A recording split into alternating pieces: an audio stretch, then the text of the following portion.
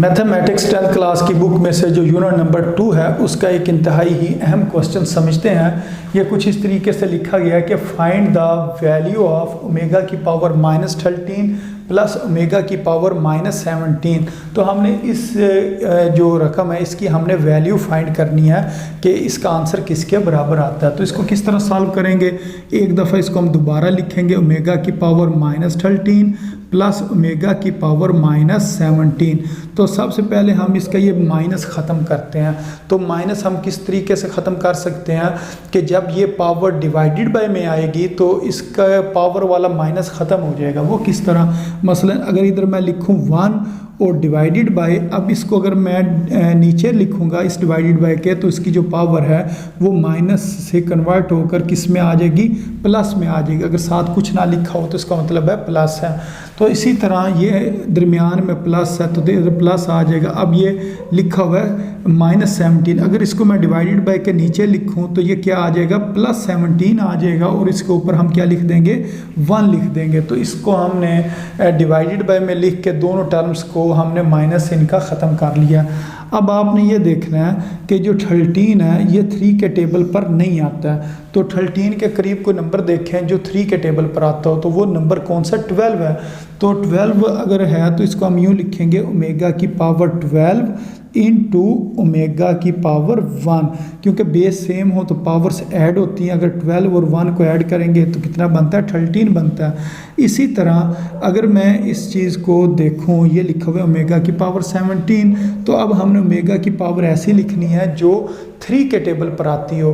तो 3 के टेबल पर यहाँ आता है 15 या इसके करीब क्या आता है 18। तो 18 बड़ा नंबर हो जाता है, तो छोटा नंबर हमने लेना है। तो छोटा नंबर इसके करीब क्या होगा, 17 के करीब जो छोटा नंबर है वो है 15। तो फिर इधर हमें क्या लिखना पड़ेगा, ओमेगा की पावर 2 लिखना पड़ेगा, क्योंकि बेस सेम हो तो पावर से ऐड करेंगे। तो 15 में अगर मैं 2 ऐड करूँगा तो तब ये क्या बनेगा, 17 बनेगा। तो इस जगह पर हम 2 लिखेंगे। अब इसको हमने मज़ीद कन्वर्ट करना है। किस तरीके से कन्वर्ट करना है हमें यह पता है, जो ओमेगा की पावर होती है 3 वो 1 के बराबर होती है। इस वजह से इसको हम लिखेंगे ओमेगा की पावर 3। अब 3 को हमने किस से मल्टीप्लाई करना है कि 12 बने, तो वो 4 से मल्टीप्लाई करेंगे। तो 12 को लिखेंगे 3 × 4, तो 3 पावर बन जाएगी ओमेगा की और 4 ऊपर आ जाएगा। इनटू ओमेगा की पावर 1 का मतलब ओमेगा को एक बार लिखना तो ओमेगा ही आ जाएगा, प्लस इसी तरह इसको अब हम लिखेंगे 1 डिवाइडेड बाय ओमेगा की पावर 15 है, तो इसे लिखेंगे ओमेगा की पावर 3 और 3 को किससे मल्टीप्लाई करेंगे, 5 से मल्टीप्लाई करेंगे इनटू ओमेगा की पावर 2।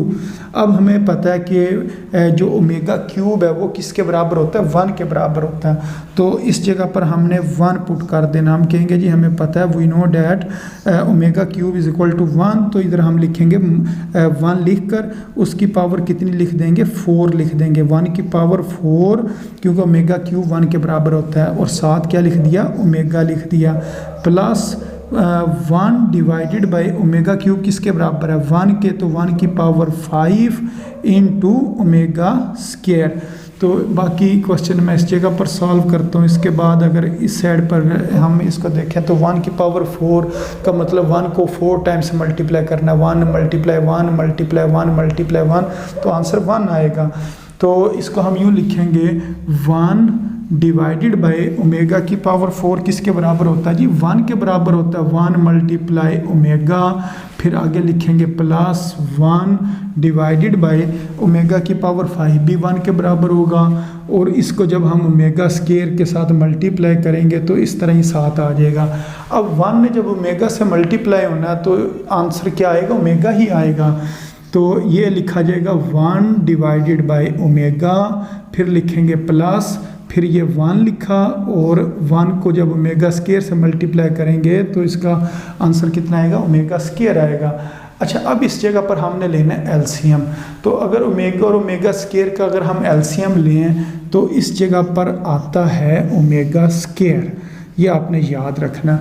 अब ये आपने जो एलसीएम लेना आपको अगर वो अच्छे तरीके से आता है तो उसका तरीका ये होता है कि ओमेगा को मैं किस चीज़ से मल्टीप्लाई करूं तो ओमेगा स्क्वायर बने। इस साइड पर मैं लिखता हूं ओमेगा को, यानी कि ये जो नंबर है इसको मैं किस चीज़ से मल्टीप्लाई करूं और बने क्या, ओमेगा स्क्वायर बने। तो ये आपने सोचना है। तो वो मुझे पता है किससे मैं मल्टीप्लाई करूँगा, ओमेगा से मल्टीप्लाई करूँगा। अब इस ओमेगा को आपने किससे मल्टीप्लाई करना, जो ओमेगा के ऊपर लिखा हुआ है, तो ओमेगा के ऊपर इस जगह पर क्या लिखा हुआ है, 1 लिखा हुआ है। तो अब इन दोनों को आप मल्टीप्लाई करें, तो जब ये दोनों मल्टीप्लाई होंगे तो इस जगह पर क्या आएगा, ओमेगा आ जाएगा। कि यानी कि मैं ओमेगा को किस चीज़ से मल्टीप्लाई करूं, तो ओमेगा स्क्वायर बनता है ओमेगा के साथ ये वाला। तो उस ओमेगा को किस से मल्टीप्लाई करना होता है, इसके ऊपर वाले नंबर से, जो इसके ऊपर है। इसके ऊपर क्या लिखा है, 1, तो इस जगह पर क्या आ जाएगा, ओमेगा आ जाएगा।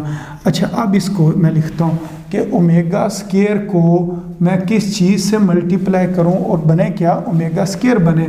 तो ये हमने सोच के बताना है। तो इस जगह पर क्या आएगा, 1 आएगा। अब 1 को किससे मल्टीप्लाई करना है, जो ओमेगा स्क्वायर के ऊपर है। ओमेगा स्क्वायर के ऊपर क्या लिखा हुआ है, 1 लिखा हुआ है। तो इन दोनों को जब हम मल्टीप्लाई करेंगे तो 1 को 1 से मल्टीप्लाई करेंगे तो इस जगह पर क्या आ जाएगा, 1 आ जाएगा। तो ये मैंने इस जगह पर एलसीएम लिया है। तो ये एलसीएम लेने का तरीका होता है, मसलन एक मैं मिसाल इधर हल करता हूँ। मतलब यूँ लिखा हो 3/4, फिर इधर प्लस लिखा है और 1 डिवाइडेड बाय 2 लिखा हो। तो इसका अगर हमने एलसीएम लेना हो तो 2 और 4 का एलसीएम क्या होता है, 4 होता है। तो इस जगह पर हम क्या लिखते हैं, 4 लिखते हैं। तो फिर एलसीएम में हम क्या करते हैं, 4 को मैं किस चीज़ से मल्टीप्लाई करूं तो 4 बने, 4 1 टाइम्स 4। मसलन इस जगह पर अगर मैं लिखूं कि 4 को मैं किस चीज़ से मल्टीप्लाई करूं तो 4 बनता है 1 से। तो अब 1 को किस से मल्टीप्लाई करें, जो 4 के ऊपर है। इस 4 के ऊपर क्या लिखा हुआ था, 3 लिखा हुआ था। जब 1 और 3 मल्टीप्लाई होंगे तो इस जगह पर क्या आ जाएगा, 3 आ जाएगा। इसी तरह ये प्लस लिखा, फिर 2 को मैं किस चीज़ से मल्टीप्लाई करूं तो मेरा आंसर कितना आए, 4 आए। 2 को मैं किस से मल्टीप्लाई करूं तो 4 आए। तो 2 को मैं 2 से मल्टीप्लाई करूं तो इस जगह पर क्या आएगा, 2 आएगा। अब 2 को मैंने किस से मल्टीप्लाई करना है, जो इस 2 के ऊपर है। 2 के ऊपर क्या लिखा हुआ है, 1। तो 1 और 2 को जब मल्टीप्लाई करेंगे तो आंसर कितना आ जाएगा, 2। तो इस जगह पर हम क्या लिखेंगे, 2 लिखेंगे। तो इसी तरह ये वाली चीज़ मैंने इधर आपको समझाई है कि ओमेगा को मैं किस चीज़ से मल्टीप्लाई करूं तो ओमेगा स्क्वायर बनता है ओमेगा के साथ। फिर ओमेगा ने 1 से मल्टीप्लाई होना तो इधर ओमेगा आ जाएगा। ओमेगा स्क्वायर को मैं किस चीज़ से मल्टीप्लाई करूं तो ओमेगा स्क्वायर बनता है, तो वो हमें पता है 1 से। अब 1 ने मल्टीप्लाई होना है जो इस ओमेगा के ऊपर है। इस ओमेगा के ऊपर 1, तो 1 मल्टीप्लाई 1, तो इस जगह पर क्या आ जाता है, 1 आ जाता है। तो ये जो चीज़ इस जगह पर मैंने लिखी है ये सिर्फ समझाने के लिए है।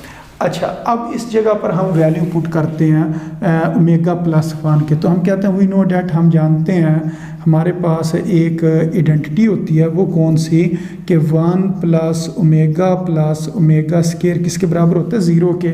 तो अगर यहाँ मैं 1 प्लस ओमेगा को इधर रहने दूँ तो ये ओमेगा स्क्वायर दूसरी साइड पर जाकर माइनस ओमेगा स्क्वायर हो जाएगा। तो ये जो वैल्यू है, जो 1 प्लस ओमेगा जो बराबर होता है माइनस ओमेगा स्क्वायर के, ये इस जगह पर हम पुट करते हैं।